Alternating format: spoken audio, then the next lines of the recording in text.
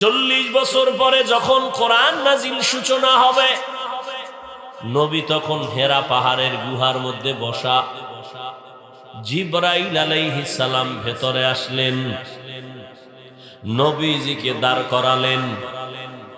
জিবরাইল আমিন তার সিনাটা রহমতের নবীর সিনার সাথে লাগাইলেন। সিনার সাথে লাগাইয়া হালকা একটু চাপ দিলেন আর বললেন, ইকরা, হে নবী আপনি পড়ুন। নবী জবাব দিলেন, মা আনা বিকারিন, আমি পড়তে জানি না। আবার হালকা চাপ দিলেন আর বললেন, ইকরা, হে নবী আপনি পড়ুন। নবী আবারও জবাব দিলেন, মা আনা বিকারিন, আমি পড়তে জানি না। কয়সা হইল? এবার শেষবারে একটা খুব কঠিন জোরে চাপ দিলেন নবীরে জিবরাইলের সিনা দিয়া।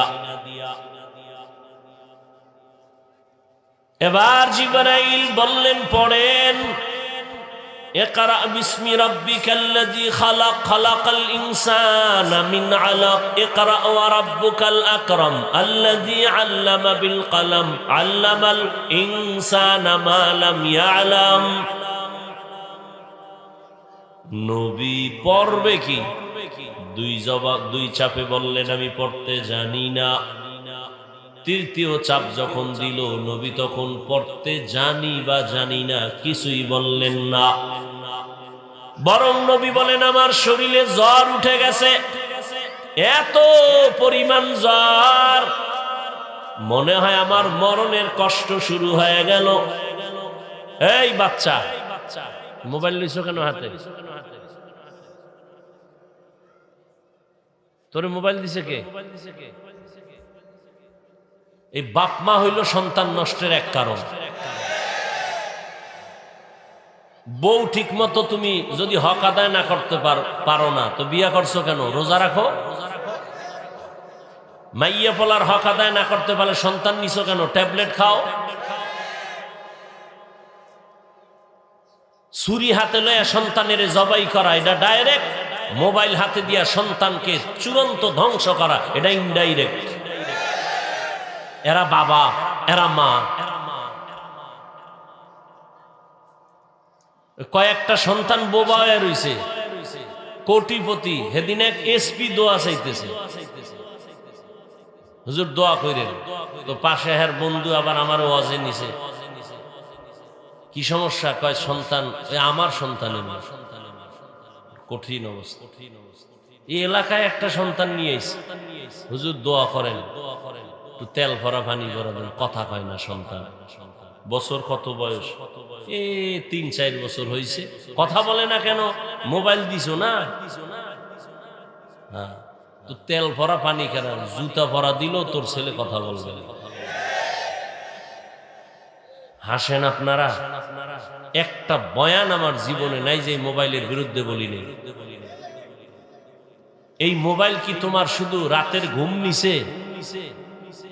প্রত্যেকটা যুবকের চেহারার মধ্যে কোনো নূর নাই, আলো নাই, উজ্জ্বলতা নাই। সারা রাত্র মোবাইল চালায়া কবিরা গুনাহ কইরা চেহারাটা নষ্ট করে ফেলেছে। এই মোবাইল দিয়া চেহারা খালি নষ্ট। লিখে রাখ, না আজকে বাসায় গিয়া গুগলে সার্চ দিবি, টাচ মোবাইল চালাইলে শরীরের কি কি ক্ষতি হয় আমি বলে দিই, তুই গিয়া দেখবি। এই মোবাইলের কারণে তোর কিডনি দুর্বল, হার্ট দুর্বল, মেধা দুর্বল, চরিত্র তো নাই। ওই এক মোবাইলের কারণে মায়ের সাথে কত বেয়াদবি করেছো হিসাব কর, বাবার সাথে কত গাদ্দারি করেছো, শিক্ষকের সাথে বেয়াদবি, আলেমের সাথে বেয়াদবি। এই মোবাইলকে কেন্দ্র করে মায়ের টাকা চুরি করেছো, বাবার টাকা চুরি করেছো, বন্ধুর পকেট কাটছো, এরপরে রেডি হইছো, কেউ না দিলে দোকানে ঢুকবি। তাহলে তোর এই মোবাইলে লেখাপড়া শেষ, চরিত্র শেষ, তুইও শেষ। খালি রুহুডা আছে, আজরাইল আইলে তুইও শেষ। তো কপাল যদি পুরে, আমি হাফিজুর রহমান কেন, মক্কা মদিনার ইমাম কেন, স্বয়ং রসুলের বয়ানও কালেমা আসে না। যেই রসুলের চেহারা এক নজর দেখলে 7 দিনের ক্ষুধা থাকে না, যেই রসুলের চেহারা মোহাব্বত দিয়া তাকাইলে জাহান্নাম হারাম, সেই রসুলকে সামনে দাঁড়ায় 13 বছর দেখছে, কালেমা পড়ে নাই। কত বড় নিকৃষ্ট বেঈমান আবু জাহাল। আর অন্যদিকে 27 বছরের একটা যুবক ছেলে তরবারি নিয়ে যায় নবীকে জবাই করবে, চেহারা দেখা তরবারি ফালায় বলে কালেমা পড়ায় দেন। এর নাম কফা। নয়ামাটি এলাকায় খুব বয়ান হয়েছে, মজার বয়ান, লোক হয়েছে। লাভ কি? ফজরে যদি মসজিদ খালি থাকে, এখানে বহু আশেকে রসুল বয়া রয়েছে। ফজর পরে নাই, জোহর পরে নাই, আসর পরে নাই, মাগরিব পরে নাই, এশাও পরে নাই। এরপরও কত বড় বেয়াদব, বলে আমার দিল পরিষ্কার। আল্লাহ মোবাইলের গুনাহ থেকে আমাদেরকে হেফাজত করেন। স্বামী আর স্ত্রীর মাঝখানে দেয়াল হয়ে গেছে ঝগড়ার এই মোবাইল। সন্তান মা বাবার মাঝখানে পার্টিশন হয়েছে এই মোবাইল। কি আর বলবো?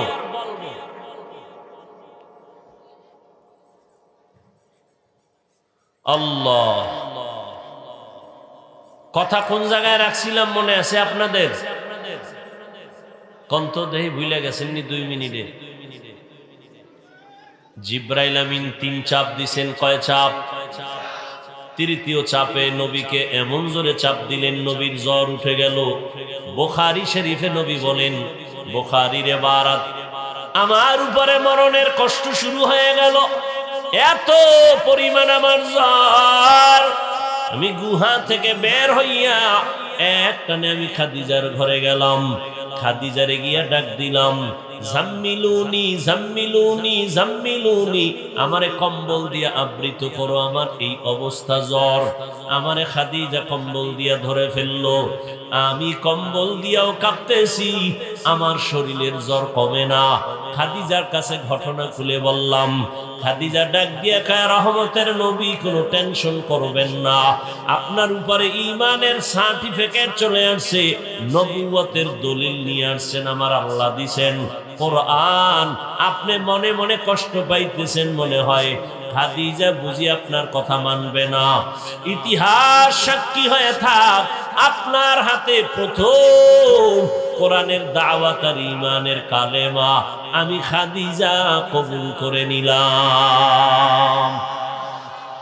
কিয়ামতের ময়দানে আল্লাহ যদি কোটি কোটি কোটি মানুষের সামনে বলেন, আমার রহমতের মায়ার নবীর হাতে প্রথম কালেমার হাতটাকে লাগাইছো, দাঁড়াও, আমি তাকে পুরস্কার দিব। হাসরের ময়দানে একজন পুরুষও দাঁড়াবার ক্ষমতা পাবে না, একজন নারী দাঁড়ায় বলবে, রহমতের নবীর হাতের প্রথম মুসলমান আমি খাদিজা। কোন বেঈমানের গোষ্ঠী বলে নারীর সম্মান ইসলাম দেয়নি? যারা বলে, এদের মতো নিকৃষ্ট বেঈমান মুনাফিক আর কেউ নাই। আল্লাহ যদি কিয়ামতের ময়দানে জিজ্ঞাসা করে, আমার দিন জিন্দা রাখার জন্য, আমার মদিনাওয়ালার কালেমা পতাকা উড্ডীন করার জন্য কে ময়দানে আগে রক্ত দিয়েছো, দাঁড়াও, আমি তাকে আজকে পুরস্কার দিব। দুনিয়ার কোন পুরুষ দাঁড়াতে পারবে না। একজন নারী দাঁড়ায় বলবেন, আল্লাহ, রহমতের নবীর কালেমা উঁচু করার জন্য আমি একটা নারী প্রথম শহীদ হয়েছি, শাহাদাত বরণ করেছি, আমি সুমাইয়া রাদিয়াল্লাহু আনহা। একজন পুরুষও দাঁড়াতে পারবে না। দিন ইসলামের জন্য এক দেশ থেকে অন্য দেশে মানুষ যায়, এটাকে হিজরত বলা হয়। মদিনায় হিজরত করলেন আমার নবী।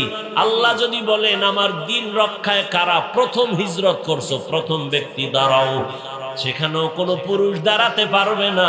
একজন নারী দাঁড়ায় বলবে, ও আল্লাহ, আমি প্রথম হিজরত করা নারী, আল্লাহর নবীর স্ত্রী মুহাম্মদের মেয়ে উসমান রাদিয়াল্লাহু তাআলা আনহুর প্রথম স্ত্রী আমি। ও পয়গম্বর, আল্লাহ পাক রব্বুল আলামিনকে সুসংবাদ দিয়ে দিবেন, এদেরকে বিনা হিসাবে আল্লাহ জান্নাত দিয়ে দিবেন। খাদিজা রাদিয়াল্লাহু আনহা কালেমা পড়ে ফেললেন, দাওয়াত কবুল করে ফেললেন। রহমতের নবী এবার আর কম্বল ফালাইয়া ময়দানে বের হয়ে গেলেন, আর ঘুমাবো না, দাওয়াত শুরু হয়ে গেল। 40 বছরে কোনো দাওয়াত নাই, কোরআন নাজিল শুরু, এবার দাওয়াত শুরু। আমার টোটাল আলোচনার মূল পয়েন্ট, হেরা গুহায় জিব্রাইল যে চাপ দিলেন, কয়টা প্রশ্ন? 3 চাপ দিলেন কেন? নাম্বার 2, প্রথম 2 চাপে নবী বলছেন আমি পড়তে জানি না। তৃতীয় চাপে নবী চুপ থাকলেন কেন? এই একটা পয়েন্ট বলেই আমি শেষ করব। প্রথম 2 চাপে নবী বললেন পড়তে জানি না। তৃতীয় চাপে নবী চুপ থাকলেন কেন? চুপ থাকার এক জবাব হলো, তৃতীয় চাপে চুপ থাকার এক জবাব হলো, জিব্রাইল একটা রেশমি রুমালে আয়াতগুলো লেখা আরশে আজিম থেকে আসছেন, নবীকে দেখাইছেন ইকরা। তো নবী তো উম্মি, নবী তো পড়তে জানেন না। যেমন হুদাইবিয়ার সন্ধি যখন হয় কাফেরের সাথে, কমপ্লিট লেখছে হযরত আলী সন্ধিনামা, তো লেখছে মুহাম্মাদুর রাসূলুল্লাহ, এই কথা লেখছে। এখন কাফেরেরা কয় রসুল লেখা যাবে না, রসুল যদি লেখো তা তো রসুল হইয়াই গেল, তাই আমরা আর সন্ধি থাকে কি? আমরা তো মুহাম্মদকে মানি, ওরে রসুল মানি না, কাটো। ওমর এখানে বাবা গরম, নবী কয় ওমর থামো, খবরদার। শেষ পর্যন্ত নবী বলেন আলী, ওদের সাথে আর তর্কে যাওয়া যাবে না। এই আলী, তুমি যেখানে রসুল শব্দটা লেখছো এটা তুমি কেটে দাও। কে বলছেন? এই কথা বলেন না কেন? কে বলছেন? নবীজি। কার কাছে বলছেন? আলীর কাছে। রসুল শব্দ কেটে দাও। আলী কয় আপনি কি রসুল না? অবশ্যই রসুল। তা আমি পারবো না। নবী বলে তাই কাগজটা আমারে দাও, চুক্তিনামাটা। নবী কাগজ আনছে, নবী তো পড়তে জানেন না। এই রসুল লেখছো কই? আঙ্গুল দিয়ে ধইরা দেখা। তো হযরত আলী চুক্তিনামাটা নবীর হাতে দিছেন। এবার লাইনে ধরা, এই যে লেখা রসুল। নবী আঙ্গুল মোবারক দিয়ে একটা টান দিছেন, লেখা মুছে গেছে। নবী হলেন উম্মি, পড়তে জানেন না। তো জিব্রাইল রেশমি কাপড় ধইরা কয় ইকরা, পড়েন। তো নবী বলেন মা নাবি কারিন, আমি পড়তে জানি না। আবার বললেন ইকরা, নবী বলেন আমি পড়তে জানি না। তৃতীয় চাপে জিব্রাইল আমিন পড়তে জান, নবী পড়তে জানেন না, ঠিক আছে। তৃতীয় চাপে তো জিব্রাইল পুরো 5টা আয়াতই পড়লেন। মক্তবের ছেলেরা মাদ্রাসায় যায়, কিচ্ছু পারে না। তো আমরা বসায় বলি কও রব্বি জিদনি ইলমা, কয়নি? আচ্ছা পরে যদি কি পারবে না, আমি শিখাই দিলে পারবে না? তো জিব্রাইল যখন বলেন, নবী বলেন ইকরা বিসমি রাব্বিকাল্লাযী খালাক, ইকরা, নবী পড়েন। নবী বলেন আমি পড়তে জানি না। অনেক ওলামায়ে কেরাম বলেন এখানে কেন নবী পড়েন নাই? জিব্রাইল শিখায় দেওয়ার পরেও কেন পড়েন নাই? বলে এখানে শুধু ইকরা বলা হয়েছে, কার নামে পড়ব বলা হয় নাই। তৃতীয় চাপে বলা হলো রবের নামে পড়েন। রহমতের নবী রবের নামে পড়াটাকে চুপ থেকে সমর্থন দিলেন। চুপ থাকার আর এক কারণ হলো নবী অসুস্থ হয়ে গেলেন, পড়বে কি? তৃতীয় জবাব, নবী চুপ থেকে সমর্থন দিলেন, হ্যাঁ আমি সমর্থন দিলাম, পড়া সত্য রবের নামেই পড়তে হবে। ওখান থেকে দুনিয়ার পড়ালেখা 2 ভাগ হয়ে গেল। এক ধরনের পড়ালেখা রবের বাদ দিয়া, আর এক ধরনের লেখাপড়া রবের নাম সহ। দুনিয়াতে 2 লাইনই তো চলে। যেমন স্কুলে সন্তান গিয়ে পড়ে সরোয়া অজগর, এটা কি রবের পড়া? সরায়াতে আফা, রবের পড়া। মাদ্রাসায় যখন যাবে ও গিয়া ওই অক্ষরে পড়বে সরয়া ওজু, কি ও গিয়া পড়বে সরায়া আল্লাহ। ব্যবধান আছে না নাই? একই অক্ষর, একটা রবের নাম বাদ দিয়ে পড়া আর একটা রবের নামের পড়া। আগের পড়া কত মজার ছিল। সকালে উঠিয়া আমি মনে মনে বলি, সারাদিন আমি যেন ভালো হয় চলি। এরপরে কি? আদেশ করেন যাহা মোর গুরুজনে, আমি যেন সেই কাজ করি ভালো মনে। আর এখন কি এগুলো আছে? এখন কবিতা পড়ে, ক্রিং ক্রিং টেলিফোন, হ্যালো হ্যালো হ্যালো, কে তুমি কাকে চাও বলো বলো বলো। আমি ম্যাও হ্যালো ক্যাট, বিড়ালকে চাই, জরুরি খবর আছে ডেকে দাও তাই। হামটিমা টিম টিম, তার খাড়া দুটো শিং, তারা মাঠে পারে ডিম। ঠিক নি? এটা কি সত্য কথা? শিংওয়ালা জানোয়ারে ডিম দেয়, তাহলে এটা মিথ্যা না? তাহলে যেই শিক্ষার ফাউন্ডেশন মিথ্যার উপরে, এই জাতিকে তো মিথ্যাবাদী বানাবে, সত্যবাদী বানাবে না। এরে আল্লাহর গোলাম, দুনিয়াতে দুই লাইনে পড়া চলে, একটা রবের নামের পড়া আর একটা রবের নাম ছাড়া পড়া। ভালো করে বুঝবেন, রবের নামের পড়াগুলোকে বলে কোরআনের শিক্ষা, ধর্মের শিক্ষা, ইসলামী শিক্ষা, মাদ্রাসা শিক্ষা। রবের নাম বাদ দিয়া যেই লেখাপড়াটাকে বলে জেনারেল শিক্ষা, জাগতিক শিক্ষা, দুনিয়ার শিক্ষা। এখন কোন পড়ায় কি হবে? আগে দুনিয়া নিয়ে আলোচনা করি। দুনিয়ার রবের নাম বাদ দিয়া যত পড়া আছে, এই পড়া পড়লে দুনিয়ার সন্তানেরা কি হবে? দুনিয়ার সন্তান ডাক্তার হবে, ইঞ্জিনিয়ার হবে, প্রফেসর হবে, কলামিস্ট হবে, সাংবাদিক হবে, ডাক্তার হবে, একজন উকিল হবে, ব্যারিস্টার হবে, এমপি হবে, মন্ত্রী হবে, এসপি হবে, ডিসি হবে। রবের নাম বাদ দিয়া লেখাপড়া করার দ্বারা সব হবে, সব হবে, মানুষ হবে না। দুইটা উদাহরণ না দিলে আর হয় না। আব্বা আম্মা বিয়া কইরা দোয়া করছে, আল্লাহ একটা সন্তান দিও। আল্লাহ দিছে ছেলের ঘরে মাইয়া। কি দিছে? মা বাবায় শখ করিয়া নাম রাখছে তাসলিমা নাসরিন। কি নাম রাখছে? মা বাবায় শখ করিয়া এটারে লেখাপড়া করায় বানাইছে ডাক্তার, MBBS ডাক্তার। এত বড় ডাক্তার, MBBS ডাক্তার, নাম কত সুন্দর। লেখাপড়া করে ডাক্তার হইয়া ফাঁকে ফাঁকে ইসলামের উপরে স্টাডি করে। কইরা কইরা কইরা কইরা হঠাৎ করে কয়, কোরআনের মধ্যে একটা আয়াত দেখলাম, আল্লাহ নারীদের কয় পর্দা কর। এটা তো একচেটিয়া নারীদের উপরে জুলুম হলো, আল্লাহ বড় জালেম। নাউজুবিল্লাহ আসে না? তাসলিমা নাসরিন বই লেখলো, বইয়ের নাম দিছে যাব না কেন যাব। বইয়ের নাম যাব না কেন যাব। বইয়ের মধ্যে লেখে, আমি তাসলিমার পেট আমার শরীরের অংশ, আমার পেটের মধ্যে বাচ্চা আমি যেখান থেকে সেখান থেকে নিব। একজন পুরুষ আমাকে বাচ্চা দিবে, এটা আমার অধিকার নষ্ট করা। আমার মনে চায় যেখান থেকে আমি সেখান থেকে বাচ্চা নিব। MBBS ডাক্তার ভালো, তাসলিমা নাসরিন নামও সুন্দর, মন্তব্যগুলো মানুষের না পশুর। যেখান থেকে মনে চায় সেখান থেকে। পেটে বাচ্চা তো আমাদের দেশে কুত্তিরা নেয়, কুকুরনি নেয়, কুকুরনি। রাস্তার কুকুরনিরা যেখান থেকে মনে চায় সেখান থেকে পেটে বাচ্চা নেয়। মানুষ কখনো যেখান থেকে সেখান থেকে বাচ্চা নিতে পারে না।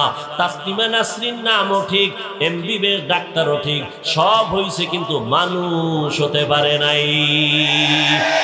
গর্বা সুরত আদমি ইনসাবুদে আহমদবু জাহলো হামেক সাবুদে আদমিরা আদমিয়ত লাজবাস ঔদে রাগর বুনবশদহি জামাস।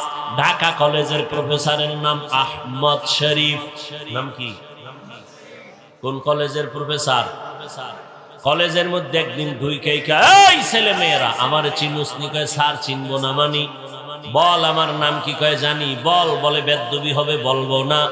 শোন আমি বলি আমার নাম আহমদ শরীফ। বলে জি স্যার। আজকে থেকে শুনে রাখ। শুনছো জীবনে কোরআন শরীফ? জি স্যার। শুনছো হাদিস শরীফ? জি স্যার। শুনছো মক্কা শরীফ? জি স্যার। শুনছো মদিনা শরীফ? জি স্যার, শোন, আজকে থেকে মক্কা শরীফ বাদ, মদিনা শরীফ বাদ, কোরআন শরীফ বাদ, হাদিস শরীফ বাদ, আজকে থেকে তোদের জন্য আমি আহমদ শরীফ যথেষ্ট। এই বেঈমান, এই কুলাঙ্গার মরার আগে সন্তানের বলে গেছে, আমি মরণ বিশ্বাস করি না, কবর বিশ্বাস করি না, যদি মইরাই যাই আমারে কবরে দিবি না। সান কভাল্লা বেঈমানের ঘরের বেঈমানের আর কবর হয় নাই। মরার পরে ছেলে মেয়েরা বাবার লাশটা হসপিটালে দান করে দিয়েছে। এমন কপাল, ওর কবর নাই, কেউ জিয়ারত করতে গেলে দুনিয়াতে আর কবর পাবে না। আহমদ শরীফ ঢাকা কলেজের প্রফেসর, এত সুন্দর শিক্ষিত, সব হইছে, কি হয় নাই? কি হয় নাই? আদমিরা আদমিয়ত লাজেমাস্ত। এই তোরে মোবাইল দিছে কে? এমন ফিডা দরকার। চিন্তা করেন, একটা বাচ্চা ওর কাছে মা দিছে নাইলে বাবা দিছে, এই মা বাবারে কে হেদায়েত দিবে? কিছু বলার নাই। এদেশে ওয়াজ মাহফিল না থাকলে কি যে হইতই মানুষের চরিত্র। আর মোহাম্মদের উম্মত যদি না হইতাম তো ঘুমের থেকে উঠে যুবকেরা মোবাইল চালাইয়া ঘুমাইয়া উঠে দেখতি তোর চেহারা বান্দর শুকর। খালি মোহাম্মদের উম্মত হওয়ার কারণে আল্লাহ লজ্জা দিবেন না, আল্লাহ ওয়াদা করছেন।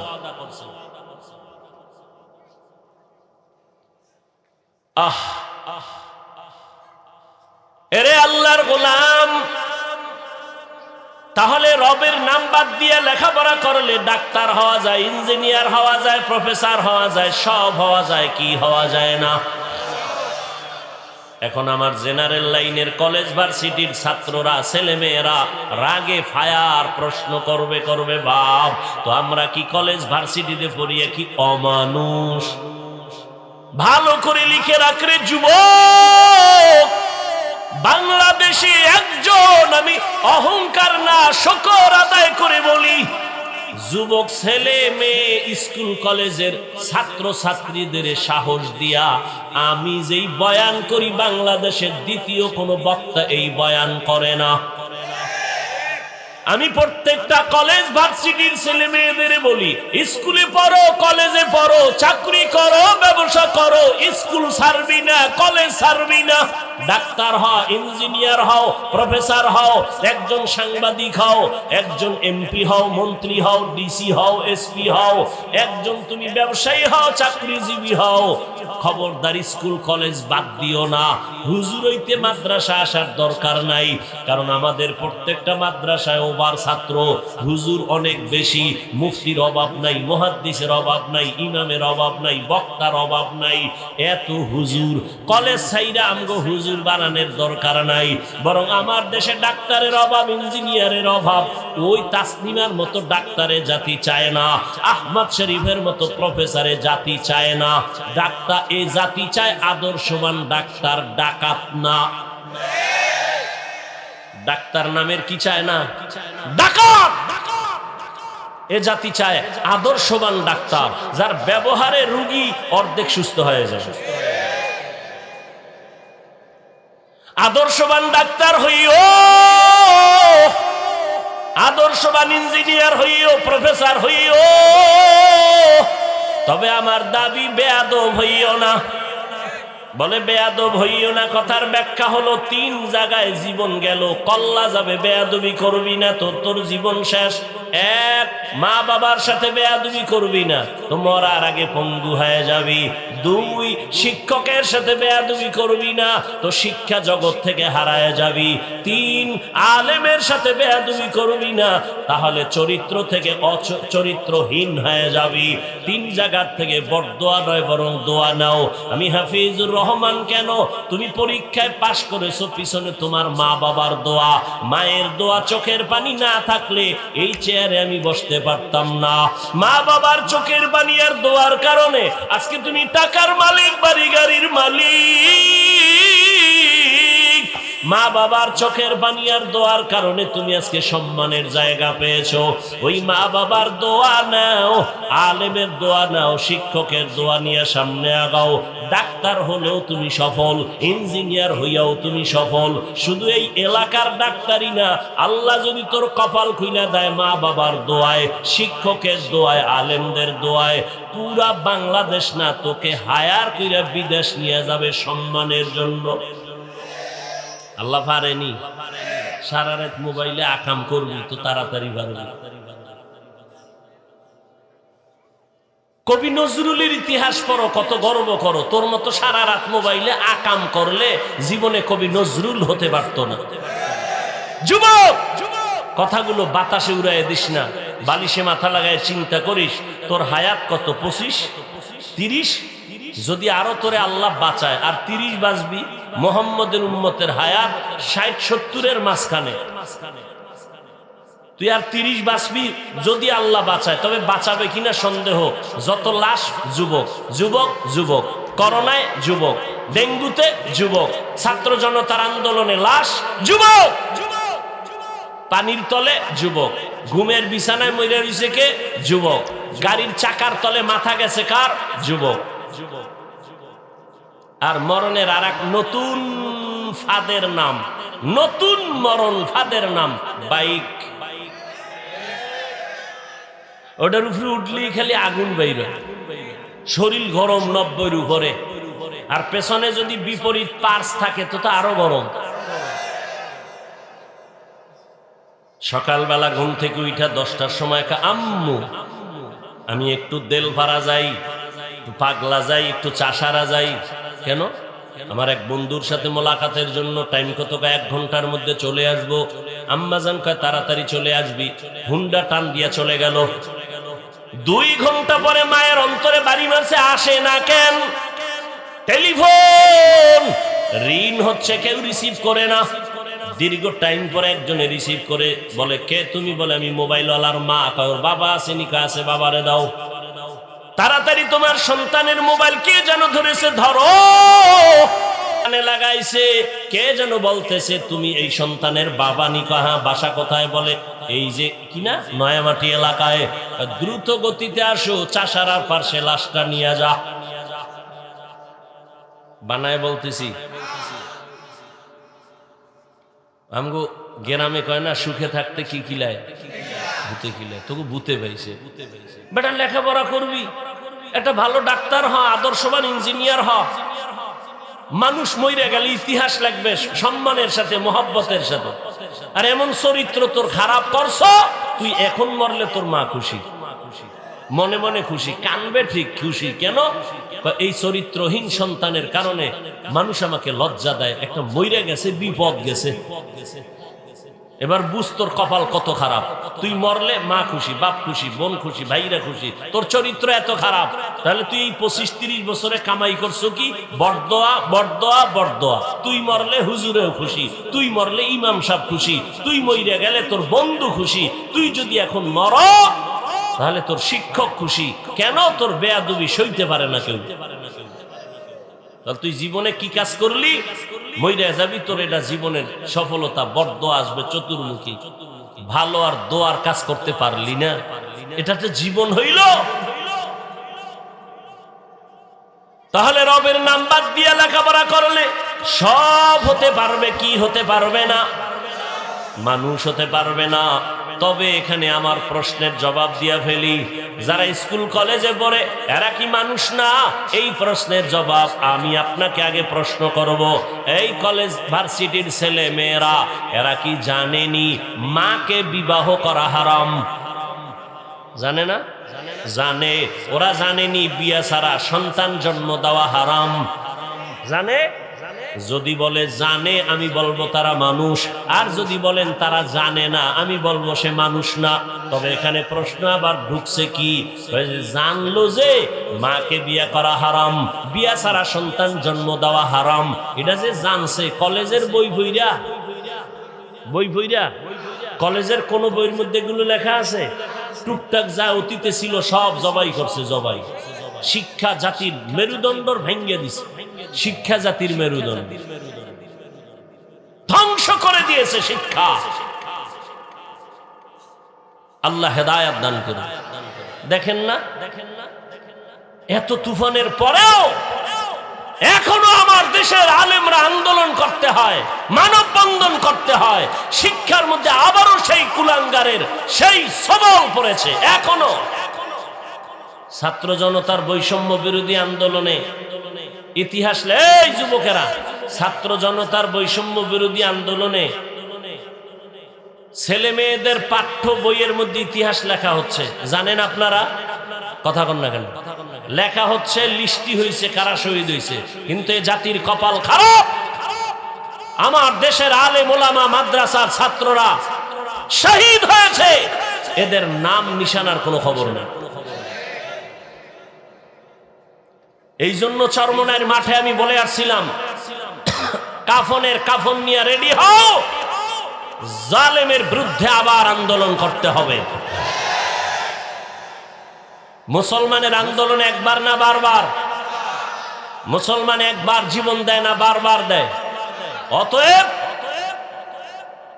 আল্লাহ, আপনারা মুসলমান, নামাজ পড়েন না পড়েন সেটা ভিন্ন কথা, একটু চিন্তা করেন তো, সব ছাত্র যারা শহীদ হলো, আবু সাইদ, মুগ্ধ, এই সহ যারা সব লিস্টি হলো, মাদ্রাসার ৭৫-এর উপরে ছাত্র শহীদ হয়েছে, এদের লিস্টি নেই।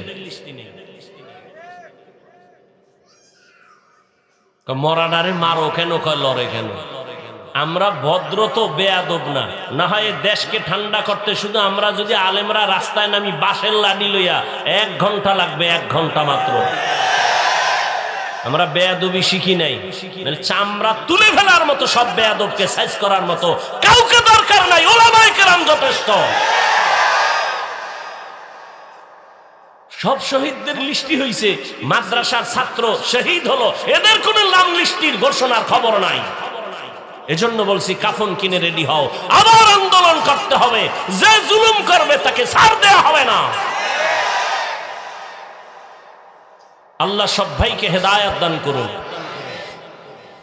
প্রশ্ন থেকে যায়, মাকে বিয়ে করা হারাম? কলেজের বই পড়ে জানছে? অবশ্যই কোনো না কোনো ওয়েতে কোরআনের ছোঁয়া পাইয়া জানছে।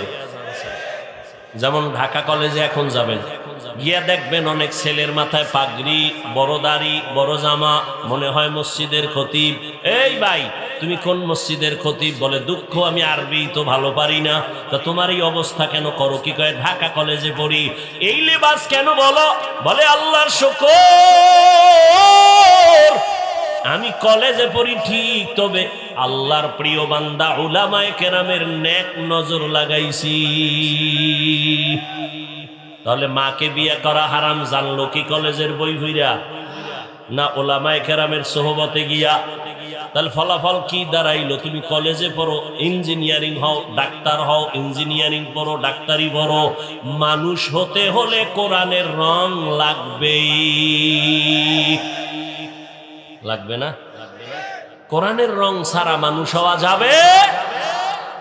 আদমির আদমিয়ত লাজিমাস্ত উদরা গরবুনা বশদহি জামাস আদমিয়ত লাহম শাহম পশতেনিস আদমিয়ত জুজরে জয় দোস্তেনিস। ঘুমাইবেন আপনারা? কারো ঘুমাইবো? বাঙালি রাতে ঘুমায় না, যে কয়ে কাঁচা মিশা কথা কয়। সারা রাত মোবাইলের হক আদায় করে, মাইয়া বলা বউয়ের হক আদায় না করতে পারলো সারা রাতের ডিউটি মোবাইলের হক। এক সোরায় কয়, যদি আল্লাহ উসিলায় মাফ করে। অতএব আপনারা এখান থেকে বের হইলেই হাতের গুনাহ, চোখের গুনাহ, জবানের গুনাহ শুরু হয়ে যাবে। আর এখানে যতক্ষণ থাকবেন ওলামায়ে কেরামের চেহারা দেখবেন, বয়ান শুনবেন, কপাল খুলে যাবে। জীবনে তো ঘুরলেন, আড্ডা দিলেন, আনন্দ করলেন, আজকে এই সুন্দর পরিবেশটাকে সুন্দর রাখার দায়িত্ব আপনাদের না? আমাদের বাংলাদেশের প্রথিত যশা হাজারো লাখো আলেমের উস্তাদ, যাত্রাবাড়ির শায়েখ, তার কলিজার টুকরা জামাতা হযরতুল আল্লাম নিয়ামতুল্লাহ আল ফরিদি দামাত বারাকাতুহুম স্টেজে আসছেন। অত্যন্ত তথ্যবহুল কথা বলবেন, এরপরে বয়ান করবেন আমার ভাই মাওলানা মাহফুজুর রহমান জাবের, সেও বয়ান করবেন। শেষে আপনারা দোয়া করে যাবেন ইনশাআল্লাহ। সবাইকে শেষ দোয়া পর্যন্ত থাকার তৌফিক দান করেন। কেউ যদি উইঠা যান আর কেউ যদি মনে করেন একটু হাত বাড়াই হুজুরের সাথে সাক্ষাৎ দেই, এতে দোয়া পাবেন না। আমার কথা মানলে দোয়া পাবেন, না মানলে দোয়া পাবেন না। অটোবট দোয়া চলে আসবে। অতএব কেউ উঠবেন না, সাক্ষাতের জন্য যাবেন না। সাক্ষাৎ মনে চাইলে আপনার পাশে, আমি বাসার থেকে 5 মিনিট এখানে আসছি, আপনার যাইতে 10 মিনিট লাগবে। দেখা করতে যাবেন মাদ্রাসায়, সমস্যা কি? ওখানে বসে আপনার সাথে কথা বলবেন। কিন্তু মাহফিলের বিশৃঙ্খলা করবেন, দোয়া আসবে না, বড়দোয়া আসবে। চুপচাপ সবাই বসবেন, ধারাবাহিক আলোচনা শুনতে থাকবেন। আল্লাহ আমাকে আপনাদের সবাইকে যে কথা